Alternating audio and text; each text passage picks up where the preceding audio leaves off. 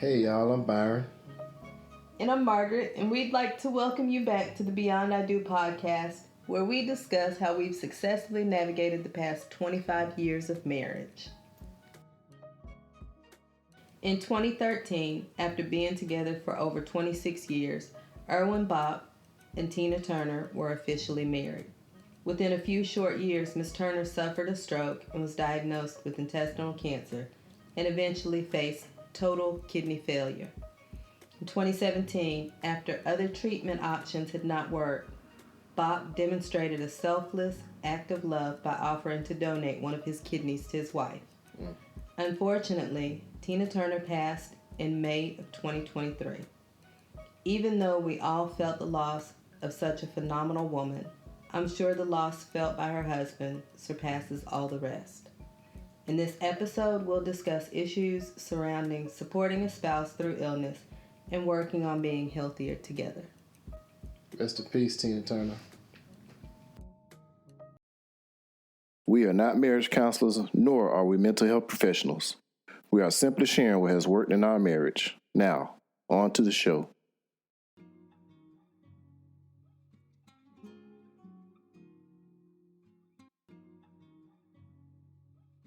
All right. No matter how solid your relationship with your partner is, a serious illness like cancer or a chronic disease such as diabetes, arthritis, or multiple sclerosis can add unexpected changes.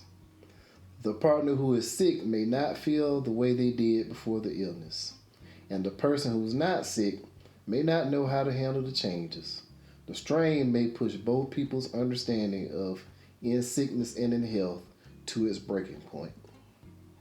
In the face of major illness, you might need to renegotiate roles, responsibilities, physical needs, emotional needs, intimacy needs, and future plans. It can become overwhelming. Staying connected to your partner can be a source of support, validation, and information. Your relationship can provide distraction, enjoyment, and pleasure when you're facing a serious illness. Here are some other things to keep in mind. For the partner who is sick, first, communicate openly and honestly. Express your needs and feelings. Don't lie about your symptoms. And let others know what to expect and what not to expect as you heal. I think that just like any other situation, communication is important. Yes. But definitely in a situation like this, because a lot of times you don't know what to do or say, so it's important to let other people understand your feelings. Right. Yeah. And let you know what's okay and what's not okay. So, again, communication is important in any situation, but definitely when faced with something that's scary. Yeah. And definitely don't try to hide what you're feeling. Don't try to hide, what emotions you're feeling. And I know it's difficult. It can be difficult going through because you don't know the outcome. You don't know what to expect, and the same level of fear goes for the person who's sick and as well as the family members. So, that's something to keep in mind. So for number 2, also remain positive. Avoid complaining. Try to find humor in situations. Try to continue to do things that you love doing to the best of your ability. Yes. And remember that you and your spouse have been through hard times before. Yes. So even though the situation may be different, something new that's being faced, just remember that you've been through other things. Yep. Also, remember that you are still you. Be gentle with yourself. Allow room for a timeout when needed. And remain intimate with your partner, not necessarily sex. What? Anyway, I think that's important too, is that a lot of times with serious illnesses, people become the illness. Yes. And so you lose sight of yourself. Yes. So it's important to remain who you are and to be able to give yourself time to breathe and process, but at the same time not give in to it. Yeah, and also to remember that you definitely are not alone, and your friends and family are, your spouse definitely, but they are watching you change and watching you go through this. And so it's just as real to them as it is to you to watch you go through these, emotions. So just keep in mind that you are yourself. Yep. Yep. And then for the flip side, for the partner of the person who is sick, you want to make sure, and there again, communicate. You want to talk to your partner, ask them about their feelings. You don't assume that you know what they're feeling because of the illness. Yes. Also ask them what they need, and maybe even make suggestions of practical things that they may need, not just that emotional support and an ear to listen, but also Right. sometimes you may have to reevaluate household chores and roles and responsibilities to give that person the time and space they need to cope. Yes, definitely. Also, you must learn as much as you can about your partner's illness. That is key to helping your partner through whatever the illness is. And you learn enough to know so that you can be checked in, because there may become a time they may be too ill to speak for themselves, and you can you can ask the doctor questions, and stay up on things. It's definitely going to be helpful to communicate with the doctors about what's going on, because your loved one may be out of it, or may just, they may start feeling like, I'm just tired of dealing with this. So it definitely helps to know as much as you can about what your partner is going through. It's also beneficial too, so that you can look for signs of things that may be going on. Yeah. So if you understand, if you have knowledge about the illness or the situation, you also know what to look out for. So it's a second set of eyes type of thing. Yes. Next, be open and honest about sexual issues. Yes. So your partner's sex drive may change or they may lose interest, but that doesn't mean that you lose interest or your sex drive changes. So you have to be able to express those things and be open and honest about it, but also respectful and considerate in terms of your partner's situation. Right. You should also be mindful of caregiver burnout. Make sure to take care of yourself and be able to support your partner, and get rest and ask for help when needed. That means taking care of yourself, definitely. And, people always offering their help. Take some of them people up on that help. I know, the hard part is like, some people don't want to ask for help. They hate asking for help, but, even if it's just, hey, can you come over and watch them while I go to the store? Or something like that, Right. That is to give a tremendous amount of help. So definitely need that. And get you some rest. Yep. And then last, commit to getting and staying emotionally, mentally, and spiritually strong. So you know that you are going to be an important part of that your partner's healing, so you have to make sure that you have taken care of yourself. If that means that you need to seek outside support, such as family members, friends, or even healthcare providers, or mental health therapists and things of that nature, support groups, whatever it is that you need to support yourself in supporting your loved one, you need to take the steps to do those things, so that on their healing journey, you can be there with them, supporting them. Exactly. All right. Being that we have discussed dealing with illness, makes me think about dealing with the inevitable, and making sure you discuss what to do if your partner can no longer communicate or dies. One of these things come to mind. I know we've talked about it in a previous episode. One of my best friends, he lost his wife in 2010.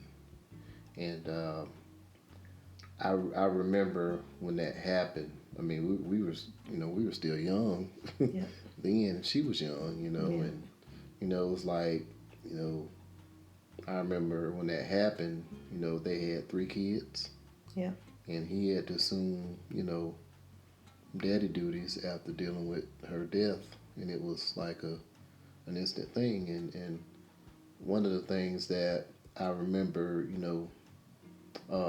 helping him because she did all the bills and financial. She took care of all the financial responsibilities for the most part, as far as like paying bills and things like that.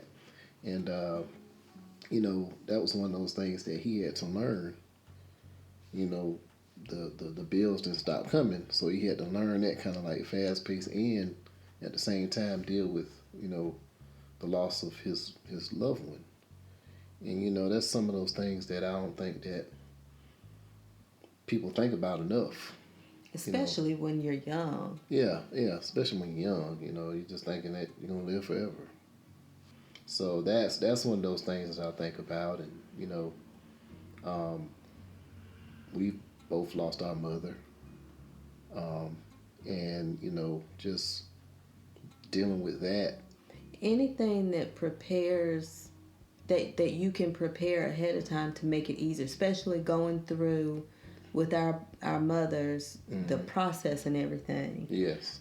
We've also discussed some things, and it's not normal things that people think to discuss, I think, but we've also discussed, what, if something happens to one of us to where we pass away, okay, I want to know that you support me moving on or vice versa. Right, right. Or in a situation where one partner becomes, what if something happens and you are no longer able to function? What types of things? Because if I move on, I want to do so without any guilt. Right, I want to right. know that that we've discussed these things. So Right. those are conversations that I don't think people think about having, but you just never know what could happen. And I want to make certain that we can be as prepared as possible in those situations, Yes. emotionally and mentally, because once something happens, then there Yes, has to yes, be definitely. action taken, and I don't want to have to stop and second guess. I was reading a book, and the main character's husband had a wife who had an accident. She was in the pool for too long, so she had brain damage. She wasn't able to speak. She wasn't able to take care of herself. So she lived in the pool house and had nurses to take care of her. And I think that's what prompted me to bring that up. And what happens if we're in a situation like that? Now, of course, in this book, it took a left turn, and that was completely different. But, in situations like that, if something were to happen, people have needs, physical needs, emotional needs, but at the same time, there's that level of commitment and devotion to the person that you've chosen to be with.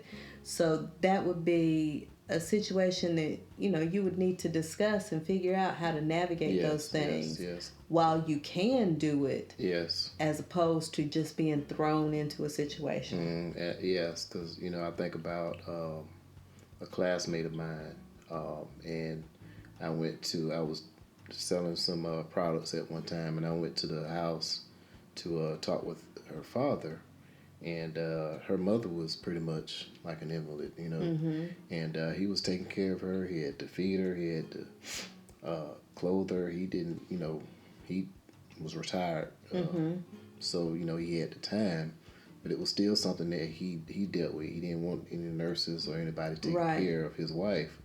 And I just commended that brother because I was like, man, that's something that you say I do to somebody. You don't think about those things. Just think about living this life forever, or Right. we're gonna live happily ever after. And sometimes things happen, and people are faced with different situations or illnesses, and it's kind of morbid talking about it, but it's like, but it's real. It's a reality that you have to deal with. In a situation like that, of course, your first instinct is to think, how beautiful that is, and it is. Yes. But then, if you really sit and think about it, what is his quality of life? Because I was selling energy products, so he was needing energy. Right. He was tired. What is his quality of life, and how would she feel about that? And that's why it's important to have those conversations, because, of course, I would love if something happened to me. I would love for you to be devoted enough that you want to take care of me, and you want to do that without the assistance. But at the same time, I wouldn't want you to completely stop your life when you still have a different quality of life. So those are things that it's important to talk about. And even if you don't come to a definitive, if this happens, this is what we should do. Right. Just to have the conversations to gauge where your partner is and how your partner feels about certain things. Because there again, if you're in the situation and your partner cannot speak up, you don't want to have that guilt, or you don't want resentment to build up. Right. Because I would imagine it's very easy in that situation that you just mentioned for him to start to develop resentment. Yes. If for anything, like you said, if here it is, I'm having to take these supplements so that I have the energy to take care of you, and I'm not getting this back. Not saying that was the case at all, but just saying that there's the opportunity for resentment to build. And it's a reality that unfortunately not many people are willing to look at or face. And I've heard of people, married couples dealing with cancer and things like that. The time going back and forth to different treatments, and having to pretty much be the main caregiver. Yeah, family say they'll help, but that daily assistance is going to be what's the wearing factor on the individual as well as the person who's there to take care of them. Without giving too many details, there's a family member who was married and then shortly after that received a cancer diagnosis. And then about a year and a half later, was in a really bad accident. And so here it is, they were newlyweds at the time. And I commend him for sticking in, because there was, that foundation was still new. It's still being built. So those types of things, though, and y'all, there's other family support there, but at the same time, he stepped up as the spouse. So, but those are things that I think that it's important to discuss. Like I said, you don't want it to create conflict when it doesn't have to, because I can imagine some people discussing things and then saying, well, if you're going to date people, if something happens to me, I'm going to date people. You don't want that to happen. You don't want that to happen. But you do want to have some idea or indication of your partner's wishes and how to navigate those things. I think we talked about it a little bit when we talked about losing our moms, but having a centralized location for paperwork and things like that, making sure that you have wills and things up to date and all those things in place, because if something happens, those types of things still have to occur, even though you're grieving and there's all the emotional stuff too. Yeah, and I don't know about I know at least my job does, but there are some jobs offer extended care benefits to manage situations like that. Like if there's an insurance I know that I could get, like if I became disabled or whatever, then it would take care of some of the financial responsibility, things like that. So the jobs do offer things like that. You just have to check with your HR about those things, and of course it's a little bit more that you pay on your insurance, but it's something that people don't think about until it's too late. Right. And that's the thing, is being prepared and having an indication of what to do if. Yep. All right. Thank you for joining us for this episode of the Beyond I Do podcast. Please join us next time and make sure to follow us on Facebook and Instagram. Also, join us on YouTube for an extended session of our Let's Discuss It topic, as well as other videos for your viewing pleasure. And until next time, we will holler at y'all.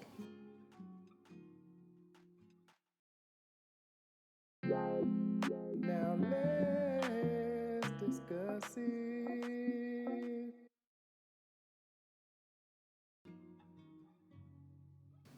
Our Let's Discuss It topic is based on a social media post where a male nurse breaks down what he observed working in the male ward of a hospital. So he talks about some things that he's seen with regards to married men versus married women who are patients in the hospital.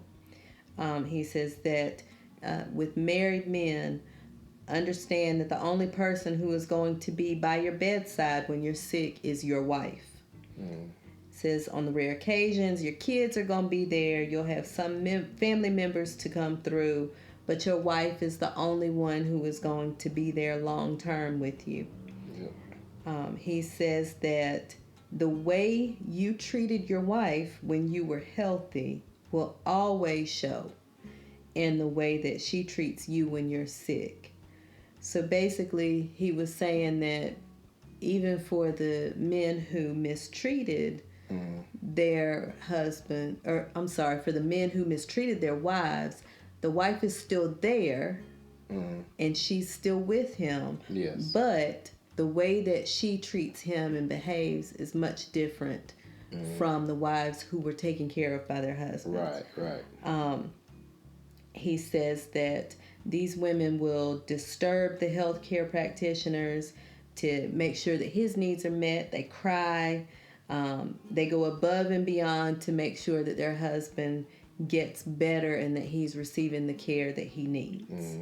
However, he states that when the roles are reversed and the wife is abused, her attitude would be top notch. You will sleep and wake up in your poo. You'll starve. He also states that she's just there for staying's sake. She's not as concerned about, his well-being, whether if he's eating. She'll leave and be gone for days, come back just to put an eye on him, and then she's not there long. He just states that for the men, if you're thinking that, if she's sick, then you're going to be able to do what you want to do, that's not the case. He explains that with the women, it won't be the men who are there to take care. They'll come, but they're not as checked in or attentive as the women are. Right. He also talked about how your children will be there because that's their mother, and they will stay and they will hover and make sure that she's taken care of. So basically, he's saying, whenever he hears men brag about cheating, that he laughs on the inside because he sees these types of things play out every day. It says, don't dare your woman, you'll pay for it. In the end, hell hath no fury. Like a woman scorned. Yep. I think that makes all the sense in the world because, I think that goes with saying how you treat people in life, period, I think, too, though, we have these societal thoughts that men are stronger and women are more nurturing and are caretakers, or caregivers, I'm sorry, so that we see those things play out and stuff like that. But I found it interesting with him saying that it's the wife that will be there, and even in cases where she has not been mistreated, she's still going to be there. She's just not going to be as checked in. Right, that's a pretty interesting thought. So, fellas, hey, gotta treat your woman right, man. You get towards that end of your life and you want some good quality care. Do it right, cause You doing her wrong and stuff. She gonna be there. It's gonna be a bad ending. What is it? Diary of a Mad Black Woman? Yeah. Oh yeah. She With just the threw him in the tub. Yes. And almost let him drown. He couldn't do nothing. Nope. Yep, that's something to think about. It is. That's the best part of that movie. Yeah, I like that part. Yep. I like that part. She just rolled him in the chair. Yep. He was dirty. And she left him. I bet the water was cold. That's right. He threw her out like at the party or something like that. Yep. He had won some type of award or something. Yeah, that's right. And then they got home and he did that. Yeah, threw her out. Yep. And moved in. Moving truck there with her stuff. His woman and child moved him in. And then when he got shot, she left. She took all the money too. Took all the money and left. Yep. The maid was gone. Christina. Yep. Took Christina. No maid, no nobody. Nope. Oh well. Yep. I still don't like him. I know. Pull Charles Harris. McCarter. Charles McCarter. Poor Charles McCarter. No sympathy. No sympathy. Nope. Ain't liked him in much he played in since then. Nope. All right. That's it. All right. Until next time, we will holler at y'all.